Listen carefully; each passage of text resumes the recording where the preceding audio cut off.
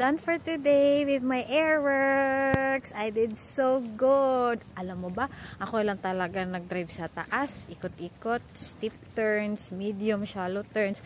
Tapos, nagkunwaring tulog yung flight instructor ko. Paano hindi ka matarantan yan? O, diba? But this girl made it. She made it. And I'm so proud of her. So proud of you. Kasaya-saya, Jude. I'm very, very happy. So, hindi ako kamote today. Kahapon, medyo kamote. So, nag-review talaga ako. Kasi, mastery lang yung kailangan.